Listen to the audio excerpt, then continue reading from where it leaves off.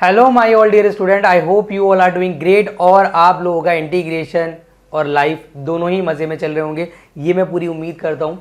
बच्चों, आज बड़ी खुशी का दिन है यार, क्योंकि आज हमारी आपके 200 रिव्यूज़ कंप्लीट हो चुके हैं और उसमें से 98% रिव्यूज़ बहुत पॉजिटिव हैं, बहुत अच्छे हैं। मैं बहुत लकी फील करता हूँ that I have the students like you, जो कि मुझसे इतना प्यार करते हैं, हमारी ऐप को इतना प्यार दे रहे हैं, इतने अच्छे रिव्यूज़ दे रहे हैं कि जब मैं उन रिव्यूज़ को देखता हूँ, पढ़ता हूँ, तो सच में मुझे इतना मोटिवेशन आता है कि मन करता है कि आप लोगों के लिए और अच्छी वीडियोस बनाऊं, आप लोगों के लिए बहुत सारे लेक्चर्स अपलोड करूं और इस साल आप लोगों का सीबीएसई बोर्ड का रिजल्ट मैं किसी भी तरीके से इम्प्रूव करूं। लेकिन काफ़ी स्टूडेंट्स हमारे ऐसे हैं जिन्होंने अभी तक रिव्यू नहीं दिए हैं, वहाँ पे रेटिंग्स नहीं करी हैं। बच्चों, आई रिक्वेस्ट यू कि अगर आपको हमारी ऐप में जो भी चीज़ पसंद आई है उसको जाके रेट ज़रूर करें, रिव्यू ज़रूर करें। मैं ये नहीं कह रहा कि अच्छे रिव्यूज़ ही दो, मैं कह रहा हूँ जो भी आपका पॉइंट ऑफ व्यू है आप वो रिव्यू दिया करो। एटलीस्ट आप रिव्यू देते हो, हम उसको देखते हैं, हमारी टीम उसको पढ़ती है और उसके अकॉर्डिंग मैं काम करता हूँ। और जो भी चीज़ मुझे लगती है कि इम्प्रूव करनी चाहिए इन फ्यूचर, हम उसको 100% इम्प्रूव भी करेंगे। अच्छा, अब बात कर लेते हैं इंटीग्रेशन की। 7.6 स्टार्ट हो चुकी है, बेसिक हमने आईबीपी कर लिया है। हम लोगों ने आईबीपी के स्टार्टिंग क्वेश्चंस किए थे, मेरे बच्चों ने होमवर्क भी कर लिया, उनको ज़्यादा कोई डाउट भी नहीं है। आज हम आईबीपी के अगले लेवल पे जाएंगे, बिकॉज आज हम टच करेंगे आईबीपी ऑफ इनवर्स ट्रिग्नोमेट्री। मतलब इनवर्स ट्रिग्नोमेट्रिक फंक्शन अगर आ जाए, अगर उसका इंटीग्रेशन बाय पार्ट से करना है तो वो कैसे होगा, आज मैं वो आपको सिखाऊंगा। और एक और कॉन्सेप्ट को टच करेंगे हम, मतलब आज मैं ये मान के चलता हूँ कि हम आईबीपी के लेवल को थोड़ा सा अप करेंगे।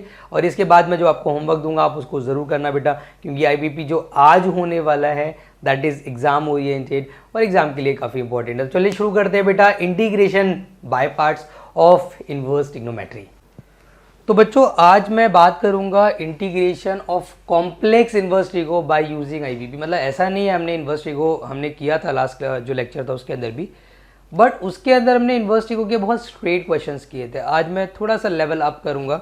मतलब हमने जो किया था लास्ट क्लास में वो ये किया था कि if we have the single inverse trigo और हमें इसको अगर इंटीग्रेशन करना है आईबीपी से तो हम इजीली कर सकते हैं बाय यूजिंग, मतलब take one as a second function and apply IBP which we have completed in the lecture number जो हमने किया था इसे लास्ट लेक्चर उसमें। बट अब हम करेंगे कि अगर हमारे पास कॉम्प्लेक्स इनवर्स ट्रिगो फंक्शन है लाइक ऐसा कि x इंटू में साइन इनवर्स, x इंटू में टेन इनवर्स, x इंटू में कॉट इनवर्स, एक स्क्वायर इंटू में कॉट इनवर्स, या किसी इनवर्स ट्रिग्नोमेट्रिक का स्क्वायर, या इनवर्स ट्रिग्नोमेट्रिक और अपॉन में समथिंग। मतलब इन केस सिंपल सी चीज़ कि इनवर्स ट्रिग्नोमेट्री अकेला नहीं होगा, उसके साथ कोई ना कोई कॉम्प्लेक्स वहाँ सिचुएशन होगी, या मैं कहूँगा कुछ मल्टीप्लाई में होगा, तो उस केस को कैसे सॉल्व करना है वो मैं आप आज को सिखाऊंगा। तो पहले मैं एक दो इसमें से एक्सप्लेन करूंगा क्वेश्चन।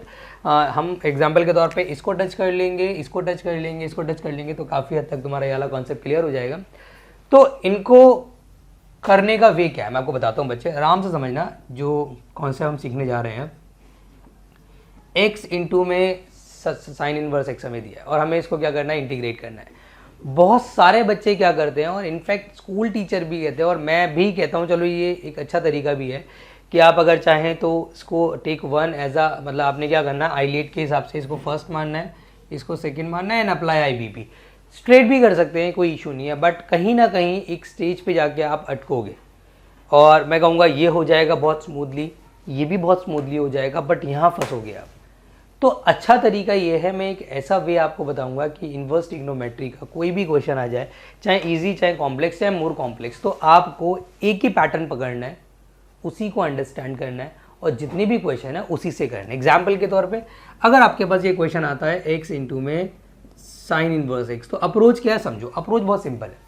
अप्रोच ये है कि अगर इनवर्स फंक्शन के साथ कोई भी चीज़ इंटू में या अपॉन में आएगी तो आपने एक काम करना है कि आपने उस इनवर्स फंक्शन जो भी वहाँ पे अवेलेबल है like sine inverse, cos inverse, उसको उठा के टी मानना है, स्टेप नंबर 1। तो आपने बस एक सिंपल सा काम करना है, जो भी इनवर्स ट्रिग्नोमेट्रिक फंक्शन वहाँ अवेलेबल होगा उसको उठा के टी पुट कर देना है, चाहे सिचुएशन कैसी भी हो फर्क नहीं पड़ता। तो आपने इस कंप्लीट फंक्शन को उठाया और टी पुट कर दिया, साइन इनवर्स एक्स को टी पुट कर दिया। अगला स्टेप आपका ये ज़रूर होगा कि वहाँ पे आपको x भी अवेलेबल होगा। आपको पता है कि हर जगह x ज़रूर अवेलेबल है, तो आपकी रिस्पॉन्सिबिलिटी बनती है कि आप x की वैल्यू भी निकालें। तो अगला स्टेप आपका ये रहेगा कि वहाँ से आप x की वैल्यू भी निकाल लेंगे, दैट इज साइन टी आ जाएगी। आप इसको उठा के दे लेगा तो x की वैल्यू साइन टी आ गई। और एक चीज़ आपको और करनी पड़ेगी, you have to differentiate also, because आपको वहाँ से dx भी चाहिए, तो आपने डिफ्रेंशिएट कर देना है, differentiate with respect to x तो यहाँ आ जाएगा dx is equal to cos t dt। तो आपको हर चीज़ की वैल्यू मिल गई। अब जो function in terms of x था, रिप्लेस इट बाय t, आपने उसको t से रिप्लेस कर देना। मतलब ये जो x है बच्चे, इस x की जगह कितना आ जाएगा, इस x की जगह आ जाएगा sin t, और ये जो साइन इनवर्स x है इसकी जगह कितना आ जाएगा, इसकी जगह आ जाएगा t, और जो dx है इसकी जगह आ जाएगा cos t dt। यहाँ पे आने के बाद बच्चा फंसता है कि वो कहता है कि सर फंक्शन 3 हो गए, हमें इसको इंटीग्रेट करना है। हमें पता है कि 2 फंक्शन में आईपीपी, 3 फंक्शन में आईपीपी कैसे लगेगा ये सिखाइए। तो मैं आपको बता दूं, आपने कुछ नहीं करना, आपने एक सिंपल सा काम करना है, जो एल्जेब्रिको से अलग करना। अब जो आपके 2 ट्रिग्नोमेट्रिक है ना, like sine t and cos t, उसको आप अलग कर लेंगे। अब आपको एक रूल याद होगा, मैंने आपको बताया था इंटीग्रेशन का एक स्टेट रूल है, और सीबीएसई ने भी इसको अलाउ किया हुआ है। वो क्या रूल है बच्चे, कि अगर f(x) की पावर n हो और उसका डिफ्रेंशिएशन साथ में दे रखा हो और तुम्हें इसका इंटीग्रेशन निकालना है, तो जो भी फंक्शन होता है उसकी पावर 1 बढ़ा दो, उसकी पावर 1 बढ़ा दो और उसी से आपने डिवाइड कर दो। ये सिंपल सा रूल है। ये रूल मैंने आपको सिखाया था कि फंक्शन की पावर n हो, उसका डेरिवेटिव साथ में हो, तो पावर बढ़ानी डिवाइड करना है। सेम काम आप यहाँ करो। आपको पता है यहाँ पे फंक्शन 3 है, आपको पता है कि यार आईपीपी के लिए 2 फंक्शन होने चाहिए, बट कोई दिक्कत नहीं है मेरे बच्चों, they belongs to the same family. ILATE के हिसाब से हम क्या देखते हैं, वी सी द फैमिलीज। ये एल्जेब्रिक है, ये कंप्लीट टिग्नोमेट्रिक है। कंप्लीट टिग्नोमेट्री को आप सेकंड फंक्शन, आइलेट के हिसाब से ए पहले आता है, टी बाद में आता है, तो it's a first function and this complete will be a second function. अब बच्चों को दिक्कत आती है कि सर इसका इंटीग्रेशन कैसे निकलेगा, तो मैं बता देता हूँ बच्चों आपको। आप ऐसे समझिए, साइन टी की पावर कुछ नहीं तो 1 है, और साथ में उसका डिफ्रेंशिएशन दे रखा है, आपने इसको फर्स्ट माना हुआ है, इस कंप्लीट को सेकंड माना हुआ है। अब आप इसका इंटीग्रेशन निकालेंगे, कैसे निकालेंगे, बड़ा सिंपल है। मैंने आपको क्या बोला बेटा, स्टार्टिंग वाले फंक्शन को रोका जाता है, आपने यहाँ पे फर्स्ट फंक्शन को रोका, मतलब टी को रोका, इसका इंटीग्रेशन करेंगे। वी हैव अ रूल, अगर किसी फंक्शन का डेरिवेटिव साथ में दे रखा हो, उसकी पावर 1 बढ़ा दो, उससे डिवाइड कर दो। I have already told you. तो बच्चे साइन टी की पावर 1 है, उसका डेरिवेटिव साथ में दे रखा है, तो क्या इसका स्ट्रेट इंटीग्रेशन नहीं हो सकता, तो इस कंप्लीट का इंटीग्रेशन होगा sine square t by 2 according to this rule, ये रूल के हिसाब से, माइनस फिर क्या होता है, स्टार्टिंग वाले फंक्शन का डेरिवेटिव। मेरे भोले बच्चों टी का डेरिवेटिव करोगे आप, टी का डेरिवेटिव 1 आ जाएगा, आपने इसका डेरिवेटिव 1 कर दिया।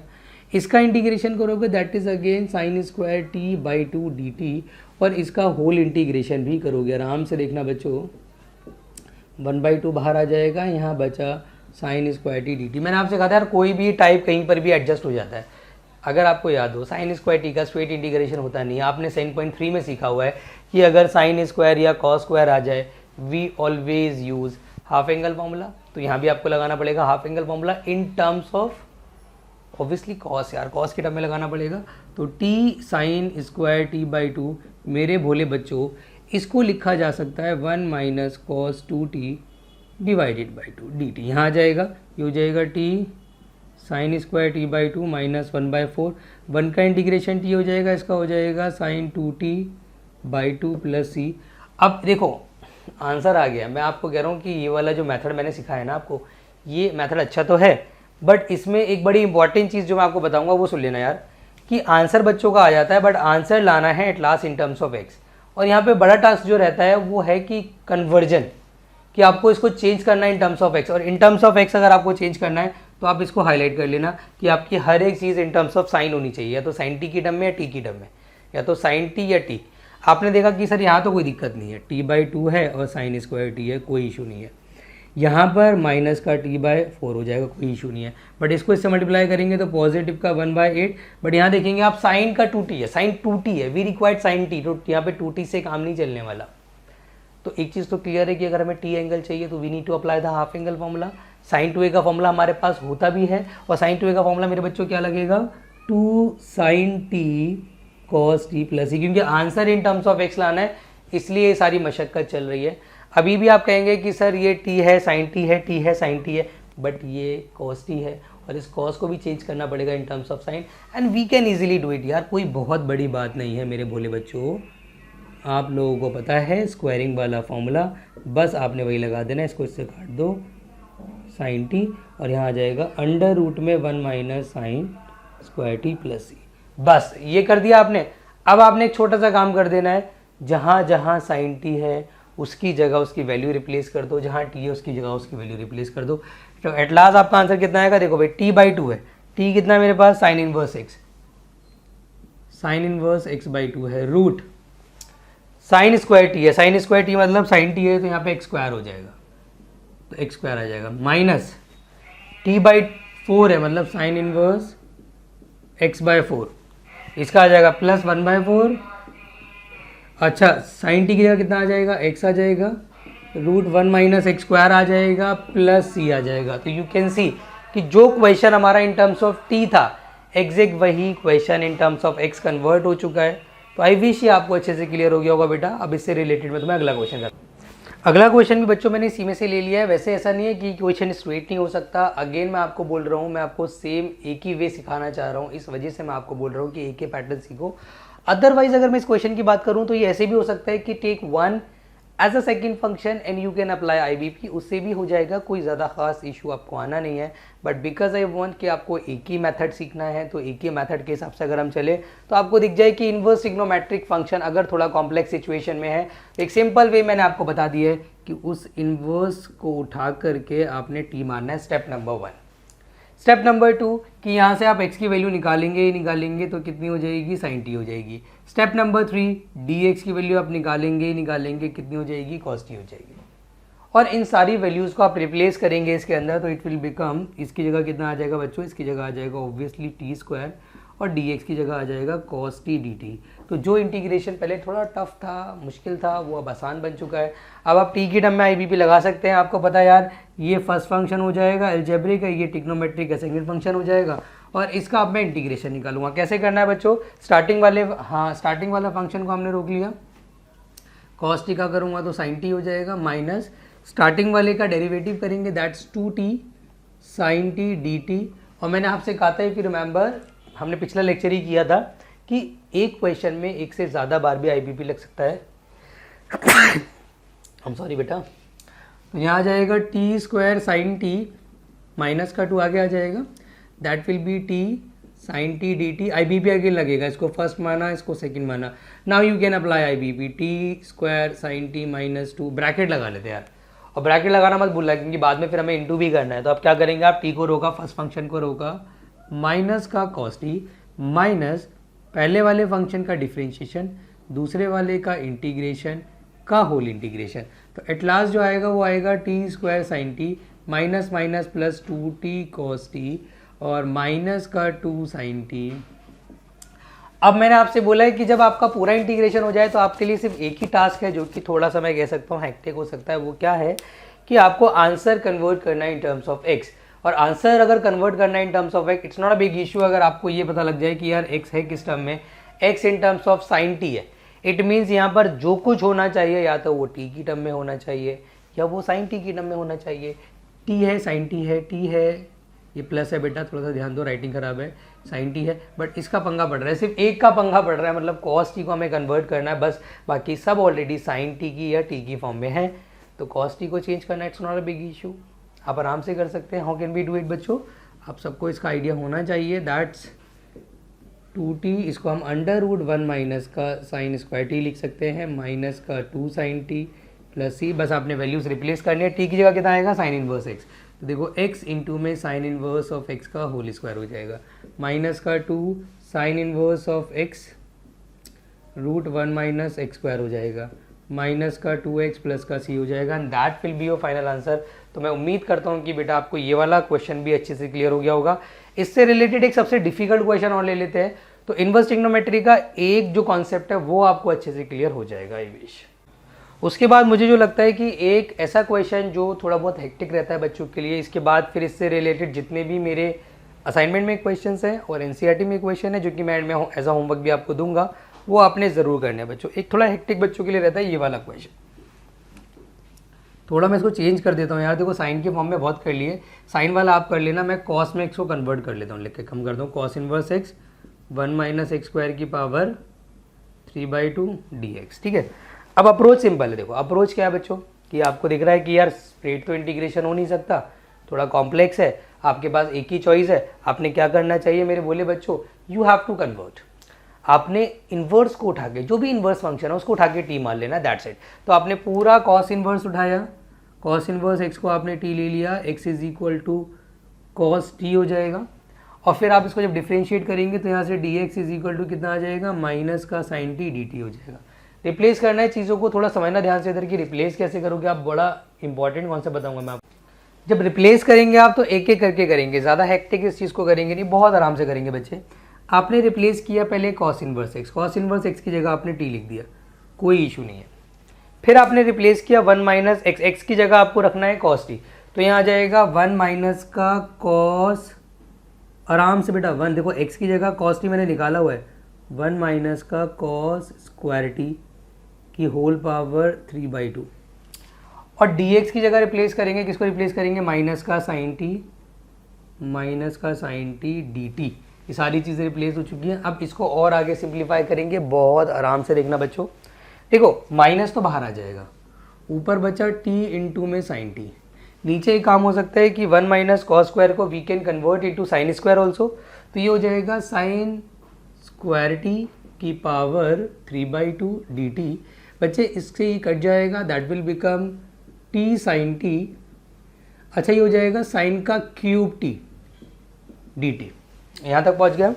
यहाँ आने के बाद फिर हम देख रहे हैं कि कुछ सिंप्लीफिकेशन और हो सकती है। Yes we can do it. क्या कर सकते हैं हम एक साइन से एक साइन को काट सकते हैं, तो इट विल बिकम माइनस का टी अपॉन में साइन स्क्वायर टी।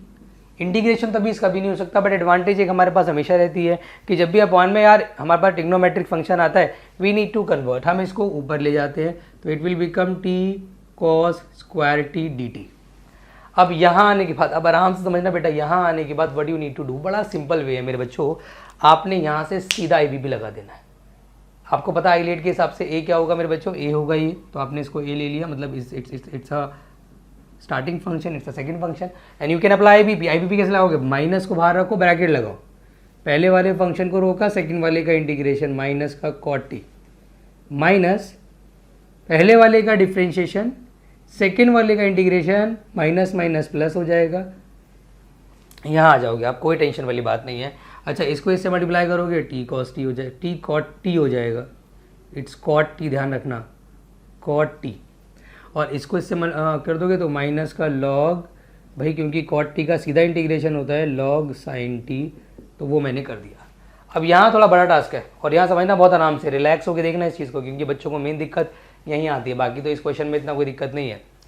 बच्चा देखता है कि यार आंसर लाना इन टर्म्स ऑफ एक्स, एक्स को हाईलाइट कर लो, एक्स को हाईलाइट करा तो आपको एक्स मिल गया यार कि एक्स तो मेरा क्या है, एक्स तो इन टर्म्स ऑफ कॉस है। अब पंगा ये पड़ गया कि आपके दिमाग में एकदम से क्या है कि एक तो कॉट टी, दिमाग में क्या है, कॉट टी को कन्वर्ट करना है इन टर्म्स ऑफ कॉस, और जो लॉग के साथ है साइन टी उसे भी चेंज करना है, और कन्वर्ट करना बच्चों ज़रूरी है ताकि आंसर आपका in terms of x exact आ पाए। तो आप नहीं कन्वर्ट करेंगे तो भी गलत है। तो एकदम से आपके दिमाग में है कि कॉट टी को कॉस बनाना है, तो पहले कॉट को कॉस एंड साइन में चेंज करना है। कैसे करेंगे यार, cos T upon sine t.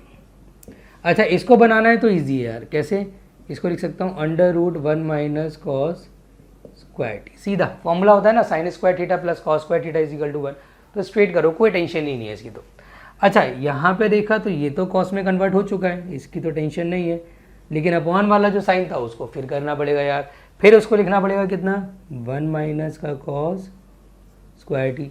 अच्छा एक काम यहाँ और करो, यहाँ पे जो रूट है ना इसको आप ऐसे भी लिख सकते हैं यार, देखो 1 माइनस कॉस स्क्वायर टी रहेगा तो यहाँ पे मॉड ई, इसकी पावर हाफ लिख सकते हैं, प्लस सी। अब इससे क्या एडवांटेज मिला, देखो अब जहाँ जहाँ टी है वहाँ पे कॉस इनवर्स आ जाएगा, जहाँ जहाँ कॉस टी है वहाँ पे सीधा एक्स आ जाएगा, और लॉग एम की पावर एन वाला कॉन्सेप्ट भी लग जाएगा। मतलब एट लास्ट हमारा जो आंसर आएगा वो क्या आएगा, देखो टी की जगह cos inverse of x, cos T की जगह एक्स हो जाएगा, रूट 1 माइनस एक्स स्क्वायर हो जाएगा।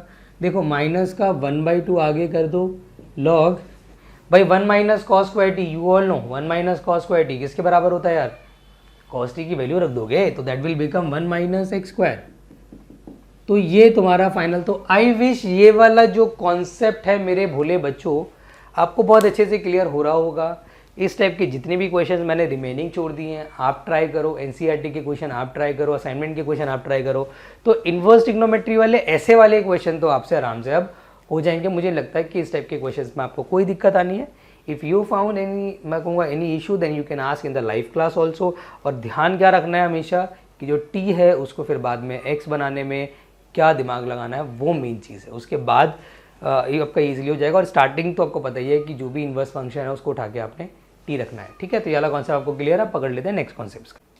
अच्छा, अब इसी के साथ साथ मैं इन्वर्स ट्रिग्नोमेट्री का एक और कॉन्सेप्ट ले रहा हूँ जो क्वेश्चन स्ट्रेट होते हैं, इससे रिलेटेड क्वेश्चन भी 7.6 में दे रखे हैं। मतलब इसमें क्या करना होता है बच्चे, it is related to inverse trigonometry. मतलब आपके पास ऐसी सिचुएशंस होती हैं like sign inverse 2x upon में 1 + x²। आपको पता है कि इसका स्ट्रेट इंटीग्रेशन आप नहीं कर सकते। या आपके पास ऐसी सिचुएशन होगी cos inverse of 1 - x², 1 + x²। या आपके पास आ सकता है tan inverse of 3x - x³ 1 - 3x²। या हो सकता है आपके पास tan inverse of 1 - x 1 + x, ठीक है। या फिर आपके पास हो सकता है sign inverse of 2x √1 - x²। तो दीज आर द क्वेश्चंस जो कि हैं तो इनवर्स ट्रिगो के, but they are in integration. और इनका इंटीग्रेशन किस तरीके से निकालना है ये मैं आपको सिखाने वाला हूँ बच्चों। और एक आधा क्वेश्चन कराऊंगा, जिनको इन्वर्स ट्रिग्नोमेट्री बिल्कुल नहीं आता उनको भी समझ आ जाएगा, क्योंकि कोई बहुत बड़ा इशू नहीं है इसके अंदर। बस आपको सिर्फ ये पता लगाना होता है कि एक्स की जगह रखना क्या है। अब मैं एक आधा क्वेश्चन कंप्लीट कराऊंगा, बाकी आपको होमवर्क दे दूंगा, इससे रिलेटेड एक्सरसाइज के क्वेश्चन आप खुद से कर लेना। एग्जाम्पल के तौर पर मैंने ये क्वेश्चन आपके सामने रखा, sign inverse of 2x upon में 1 + x²। फिर आपके दिमाग में सिर्फ क्या होना चाहिए, आपको सिर्फ ये पता होना चाहिए कि इन्वर्स ट्रिग्नोमेट्री के अंदर जब ऐसी सिचुएशन आती है, यू नो दैट कि इसका इंटीग्रेशन तो सीधा नहीं हो सकता फॉर श्योर। तो आपको ये चीज़ पता है कि फिर यहाँ पे एक ही काम करना पड़ेगा, आपको x की जगह रिप्लेस करनी पड़ेगी वैल्यू। और वो वैल्यू कौन सी रिप्लेस करोगे वो मैं आपको बताने जा रहा हूँ, वो आप देख लीजिए बेटा। तो आपको पता है कि यार ऐसी सिचुएशन में I have already told you कि जब भी साइन बस 2x आपने x की जगह tan थीटा रखना है। I have already told you about this. Inverse trigonometry में भी मैंने आपको बताया था, डेरिवेटिव में भी बताया था, दोबारा रिपीट कर रहा हूँ। तो पुट x = tan थीटा हो जाएगा। तो यहाँ पे थीटा = tan इनवर्स x हो जाएगा। अच्छा, यहाँ पे एक बात ध्यान रखना, इस टाइप के क्वेश्चन में कभी आपने डिफ्रेंशिएट नहीं करना, भले ही आपने सब्सटीट्यूट करना है बट यू डोंट डिफ्रेंशिएट। आपको मैं ईजी वे बता रहा हूँ, वैसे डिफ्रेंशिएट करके भी हो जाएगा but this is the easy way. तो इससे क्या होगा, साइन इनवर्स ऑफ, देखो जहाँ जहाँ x है वहाँ tan थीटा आ जाएगा, 1 + tan² थीटा हो जाएगा, और यहाँ dx हो जाएगा। dx ही रहने देना बच्चों। इससे क्या फ़ायदा हुआ, इसकी जगह हम रिप्लेस कर सकते हैं। किसको रिप्लेस कर सकते हैं, obviously this is the formula of sin 2 theta. तो हम इसको लिख सकते हैं नेक्स्ट स्टेप में साइन इनवर्स sin 2 थीटा, और यहाँ पे dx ही रहेगा, मत भूलना, क्योंकि हमने डिफ्रेंशिएट करके चेंज नहीं किया है। तो ये 2 थीटा हो जाएगा, dx 2 बाहर होके थीटा की वैल्यू अब रिपुट कर दो। क्या रिपुट कर दी थीटा की value, tan inverse of dx। तो यहाँ तक तो थोड़ा बहुत मैं कहूँगा लिटिल बिट, बहुत ज़्यादा देखो यूज़ नहीं हो रहा इन्वर्स ट्रिग्नोमेट्री का। तो जिन बच्चों का इन्वर्स ट्रिग्नोमेट्री छूटा हुआ है वो भी इसको निपटाएंगे, उसको भी इसको अवॉइड नहीं करेंगे। फिर जब यहाँ पे आप आ जाएंगे तो आपको पता ही है कि single function is given, straight integration is not possible. मैंने ऑलरेडी आपको बता ही चुका हूँ, take 1 as a second function and apply IBP। तो आपने take 1 as a second function कर देना है एंड IBP अप्लाई कर देना, वो आप कर लोगे, वो मुझे एक्सप्लेन करने की ज़रूरत नहीं है। इस टाइप का एक और ये वाला क्वेश्चन और एक्सप्लेन कर देता हूँ आपको मैं, देन आपका ये वाला कॉन्सेप्ट भी क्लियर हो जाएगा। लाइक मैंने ले लिया यहाँ पे tan inverse of √1 - x 1 + x dx, और आपने इसका इंटीग्रेशन निकालना है। हाउ कैन वी, बहुत सिंपल वे है, आराम से समझना मेरे बच्चों।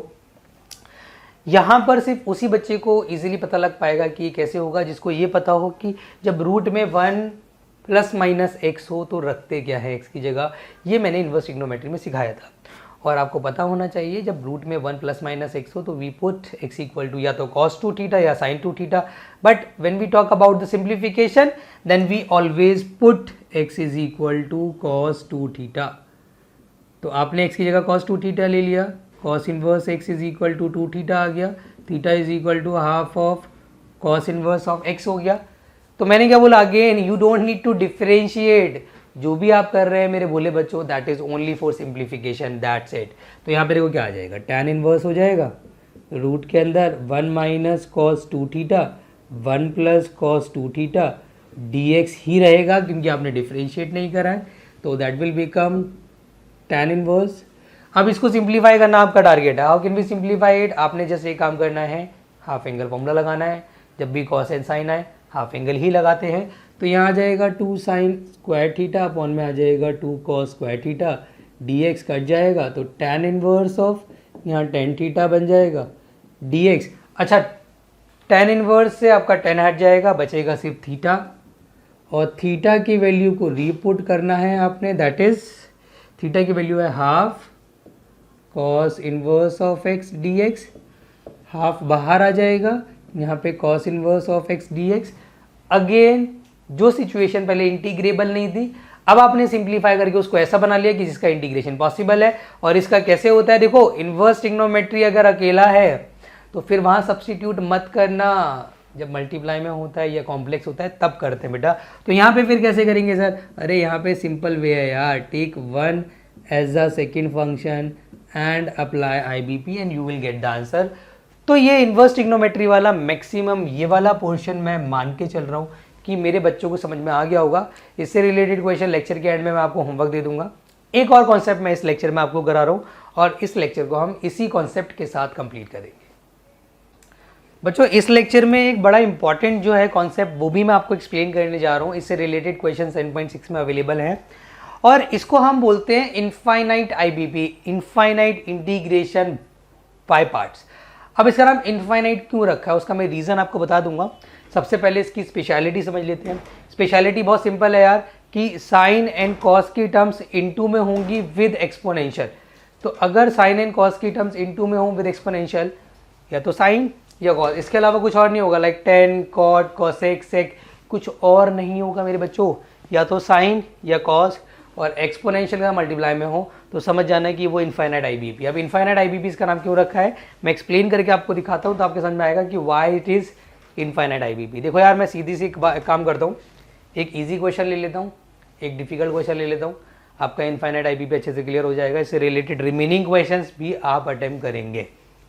तो पहले इजी क्वेश्चन लेते हैं। फॉर एग्जांपल मैंने ले लिया आई, देखो अब क्या करना है इनफाइनाइट IBP के अंदर हमेशा कि आपके पास जो भी सिचुएशन गिवन होती है आप उसको आई मान लेते हैं।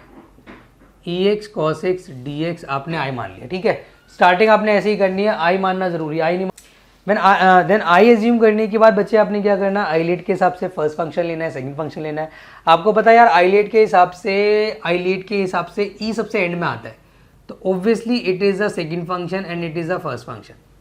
अब आपको समझ में आएगा, इसको जब मैं इंटीग्रेट करूंगा देन यू विल ऑब्जर्व कि हम इसको इनफाइनाइट IBP बोलते क्यों हैं। देखो आप थोड़ा आराम से ध्यान से इसको ऑब्जर्व करना, समझ में आ जाएगा आपके।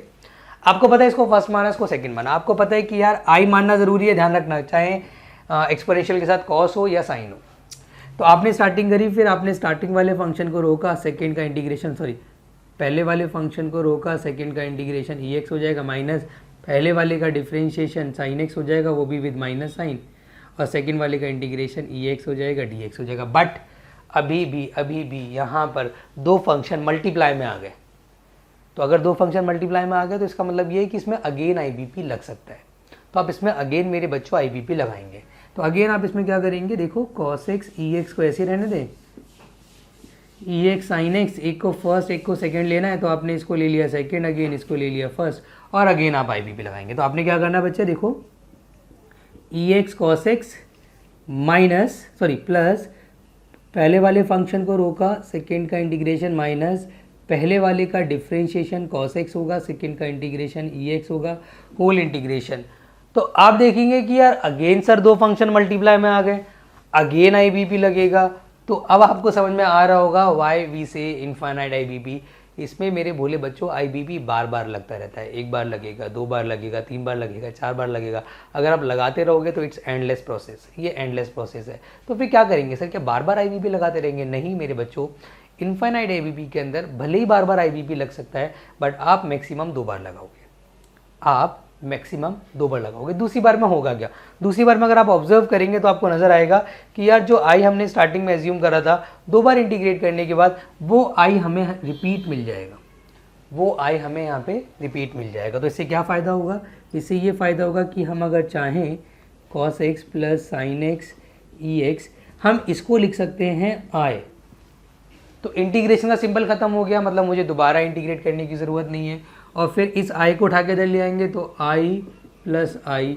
अच्छा इसमें से कुछ कॉमन आ रहा है दोनों में से, यस EX कॉमन आ रहा है। क्या बचेगा अंदर, sine x plus cos x, ये हो जाएगा 2i is equal to EX sine x plus cos x. तो बस आप आई की वैल्यू निकाल दो यार, आई की वैल्यू आ गई EX by 2 sign x plus cos x और आप देख सकते हैं कि आपका आई का आंसर आ चुका है। तो इंटीग्रल को हमें ख़त्म करना होता है इनफाइनाइट आईबीपी में। 2 बार जब आप कर दोगे इंटीग्रेशन तो दूसरी बार में वो डेफिनेटली आई बन जाएगा, और जैसी वो आई बन जाएगा आपकी आई की वैल्यू आ जाएगी और वही आपका इंटीग्रल माना जाएगा। तो ये थोड़ा इजी क्वेश्चन ले लिया है। इसी टाइप का मैं एक डिफ़िकल्ट क्वेश्चन ले लेता हूँ और इसी के साथ हम इस लेक्चर को आज कंप्लीट करेंगे बेटा। इनफाइनाइट आईबीपी का बेटा ये क्वेश्चन मैं सिर्फ इसलिए ले रहा हूँ क्योंकि यहाँ पे ना यार बच्चे 2x और जो 3x है उसको देख के फंस जाते हैं, कहते हैं कि सर इसको कैसे करेंगे, जबकि it's not difficult at all. और इसी के साथ साथ फिर मैं आपको होमवर्क भी दे दूंगा कि क्या क्या होमवर्क है। तो बच्चों आप ज़रूर होमवर्क करना है इसका। आपका आईबीपी का मे बी जो अगला लेक्चर होगा that will be the last lecture, और उसी के साथ आपका आईबीपी भी खत्म हो जाएगा, जो कि एक बहुत बड़ी अचीवमेंट है हमारे लिए। चलो बेटा देखो इसको समझते हैं। अगेन मैंने आपको देखा कि एक्सपोनेंशियल या ट्रिग्नोमेट्रिक में साइन या कॉस है, तो आप देखते ही समझ जाएंगे इनफाइनाइट आईबीपी है। फिर आपको पता है कि यार इसको मानना है आपने सेकंड फंक्शन, इसको मानना है आपने फर्स्ट फंक्शन। अब सवाल ये उठता है कि इसका इंटीग्रेशन जब आप करेंगे तो बहुत ध्यान से करना बच्चों।